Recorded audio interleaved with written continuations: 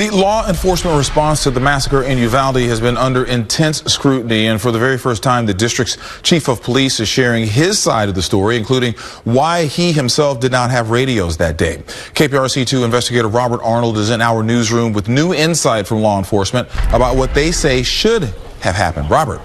As we've reported, state records show Chief Pete Arredondo had dozens of hours of active shooter training and training in managing critical incidents in the 3 years prior to the murders at Robb Elementary. His officers had also undergone active shooter training in March. The chief spoke with the Texas Tribune, and for the first time, we are hearing crucial details about the decisions made during the 77 minutes it took to stop the shooter.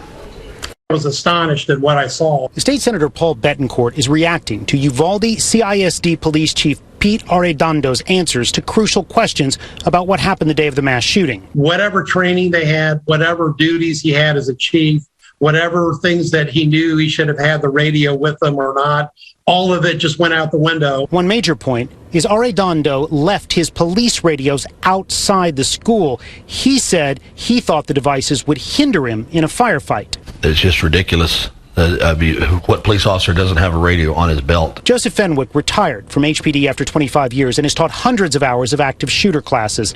He says not having a radio prevents crucial details from being shared. Location, condition, actions, needs. I need this, I need that. Tom Nixon was with HPD for 11 years and is now an attorney. It just seems like everybody stopped everything. And instead of fighting, they backed off and let this active shooter take over the classroom. Both are also skeptical of Arredondo's statement to the Tribune that he did not believe he was the incident commander, but rather among the first responders. Fenwick and Nixon say protocol dictated he was the incident commander because he was the ranking officer and among the first to enter the school. It doesn't make sense, the story that's being told. And of course, none of this has made sense. What I saw was somebody who effectively abandoned the chief role, and then because of that, the situation, which was already horrific and chaotic, lasted longer than it should have.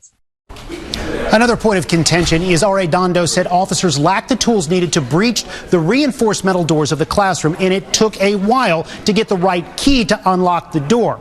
Betancourt says he and his colleagues need these answers before they can start looking at what needs to be done to improve a system that failed to prevent this horror.